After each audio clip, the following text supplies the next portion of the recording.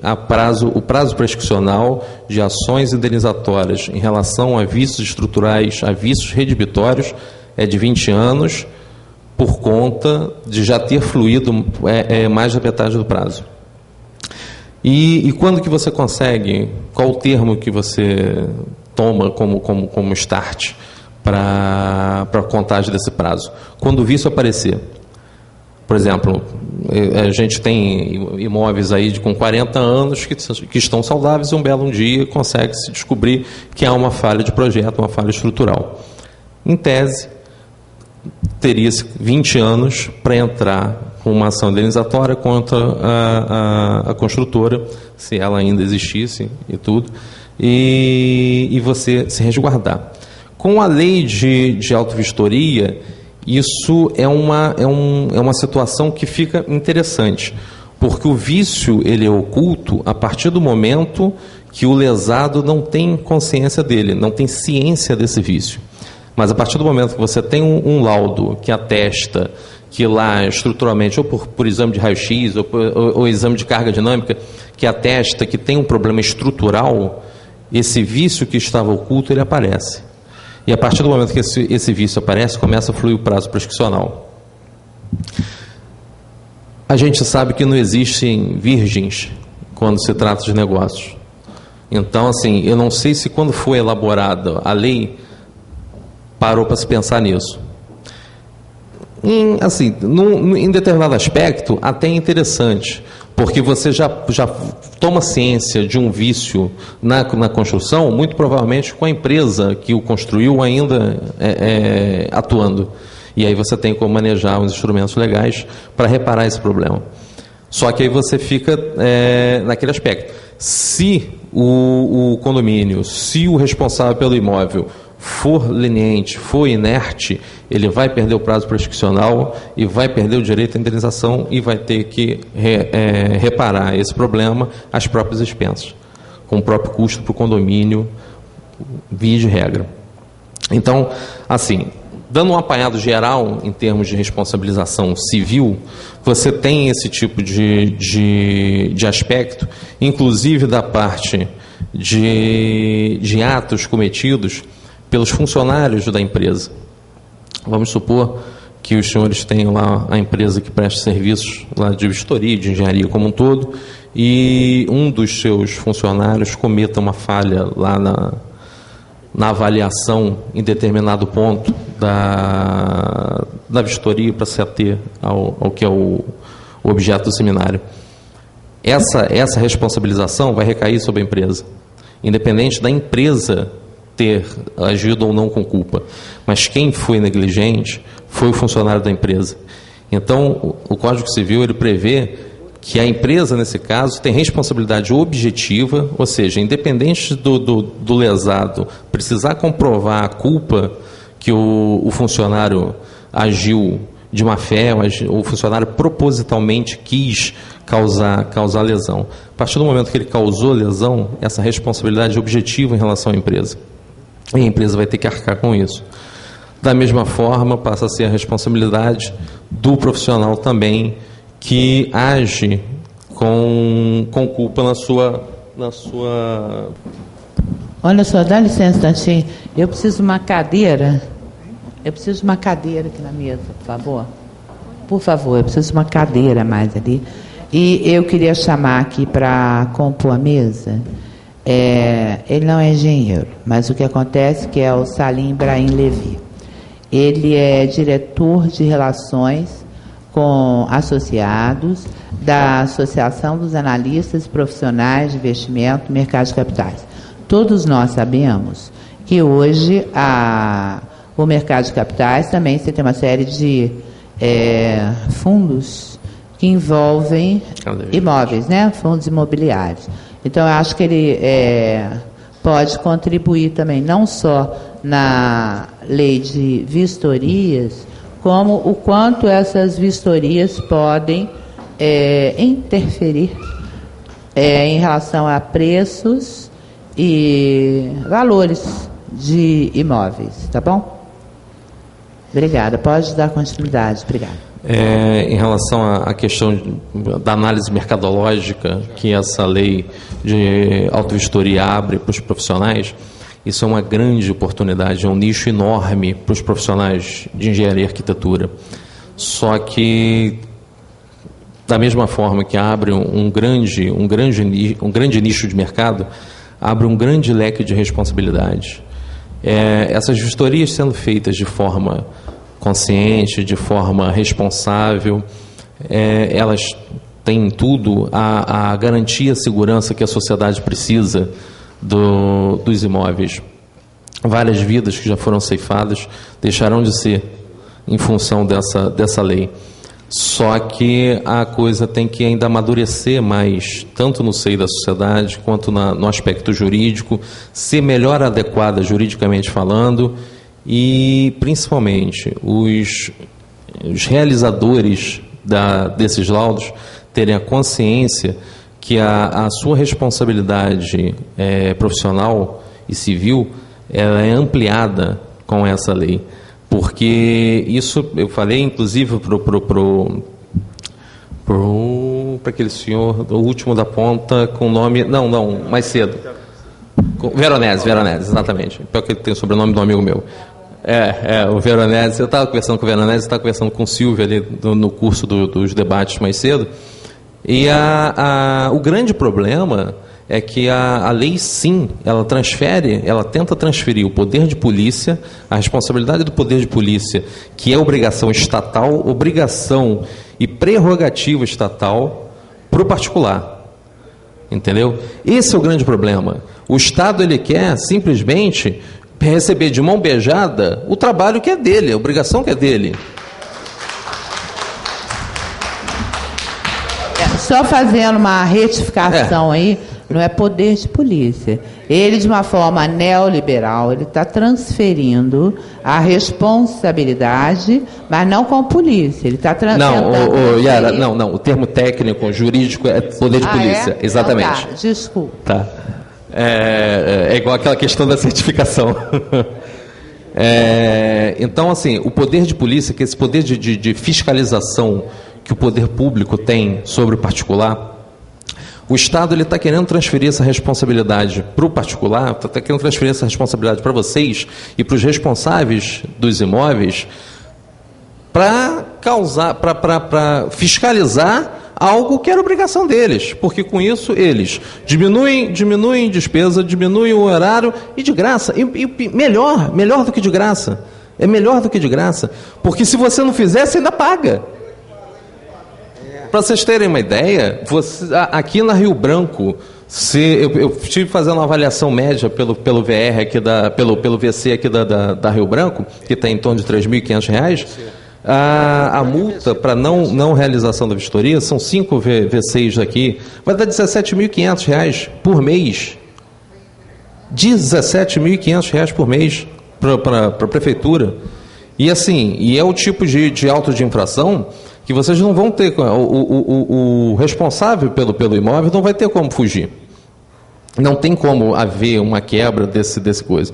Não tem margem jurídica para isso, porque a lei, nesse ponto, ela foi muito bem amarradinha. Nesse ponto, a lei foi muito bem amarradinha. Foi muito bem amarradinha. Então, assim, vai chegar um ponto que, se o condomínio não tiver condições, porque a gente já fez umas análises preliminares, dependendo do edifício, você gasta R$ 30 mil para fazer uma vistoria decente. A vistoria, como tem que ser feito, exatamente. Porque você tem que fazer cálculo estrutural, você tem, até eu estava conversando com coisa, você tem que ver, calcular, você tem que fazer carga, projeção de carga, né? Você tem que fazer verificação de elevadores, você tem que verificação de fiação, ainda que você tenha zona de sombreamentos entre as expertises de engenheiros, tem algumas coisas que só determinado tipo de engenheiro vai poder fazer.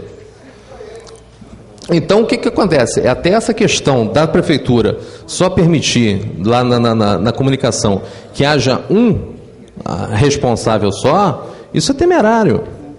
Porque um engenheiro civil, ele não pode certificar um equipamento mecânico do elevador.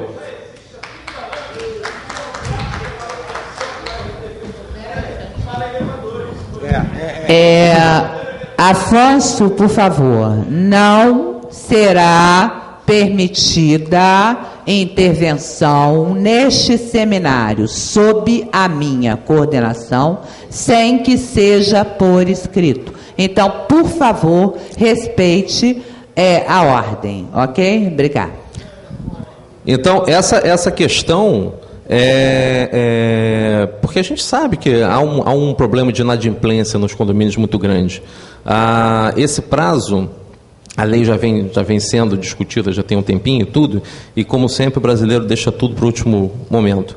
O prazo de 1º de janeiro para as vistorias estarem sendo feitas, é óbvio que isso não vai ser cumprido. O Silvio falou que corre atrás para fazer. Não vai dar. Tem condomínios que trabalham com inadimplências enormes, absurdas. O cara vai ficar sendo multado. Agora eu pergunto, uma questão de um edifício, né, com várias unidades condominiais. A prefeitura vai querer multar com 5 VRs, V6, por exemplo, que tomando como exemplo aqui a Rio Branco, pelo prédio ou por cada unidade que não foi vistoriada? Imagina o absurdo que seria isso. Então, assim, são coisas, são aspectos técnicos que só a maturidade do dia a dia, da lei e da atuação dos senhores e da atuação dos advogados e da atuação do judiciário é que a gente vai conseguir pegar e definir. Por quê? Porque, volto a falar, a redação dos diplomas legais não foi a mais adequada possível. Ela não passou por uma análise criteriosa de uma técnica legislativa necessária para ser feita, diplomas que influenciam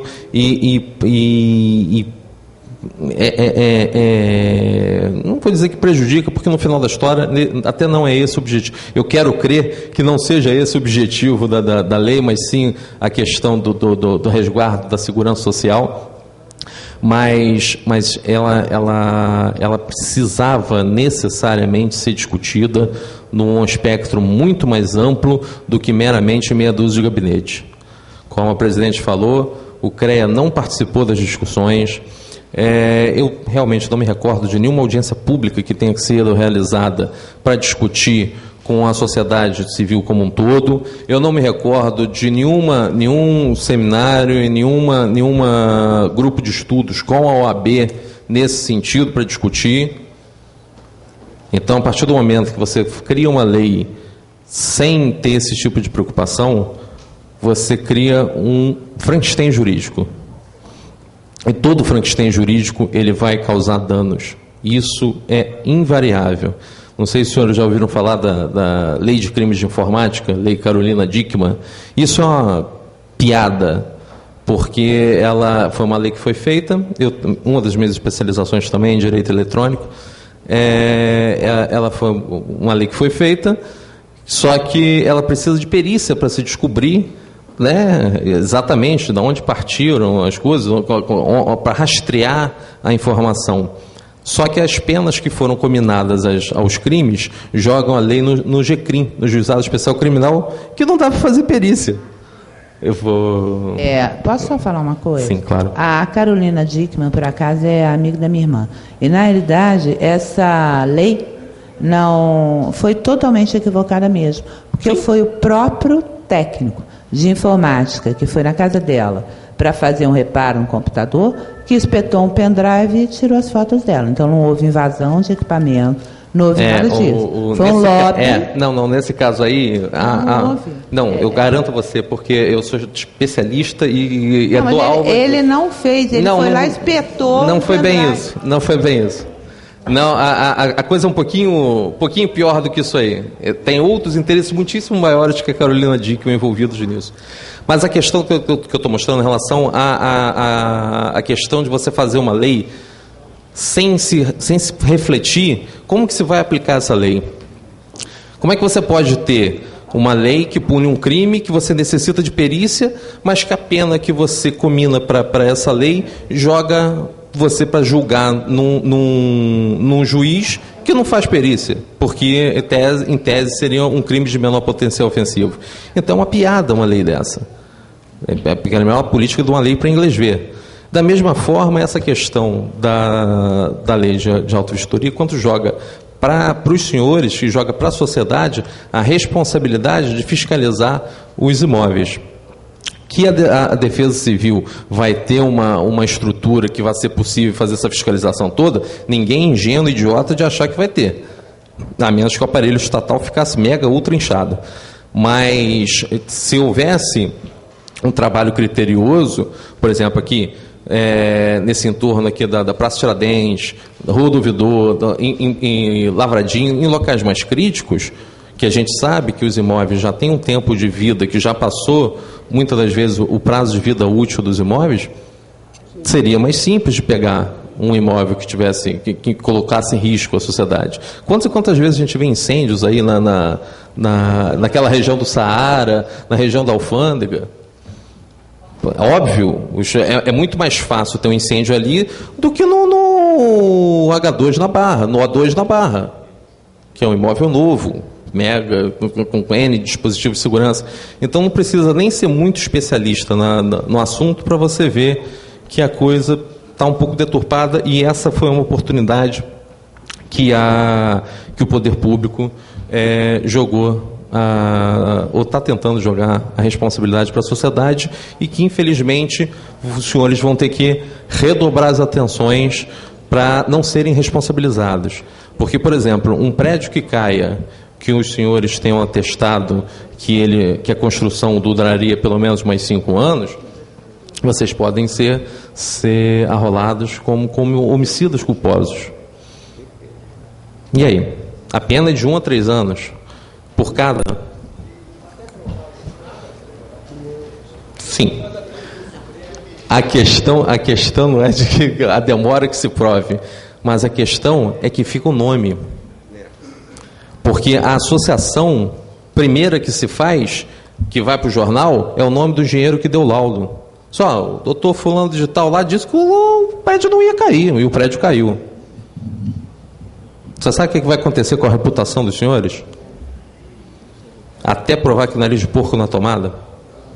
Vai acontecer igual o caso da escola de base em Brasília, há coisa de uns 20 anos, que os donos foram acusados de pedofilia, de se viciar as crianças, e quando se provou, aí queimaram, perseguiram, a vida deles se acabou, e na verdade, quando se provou, era uma denúncia falsa de um dos pais dos alunos. Só que a vida daquele casal foi destruída, e nada, dinheiro nenhum no mundo iria trazê-los de volta. Por isso que eu estou falando, um dos problemas foi esse, não houve essa discussão com a sociedade. Cabe também à ordem pegar e intervir nessa situação e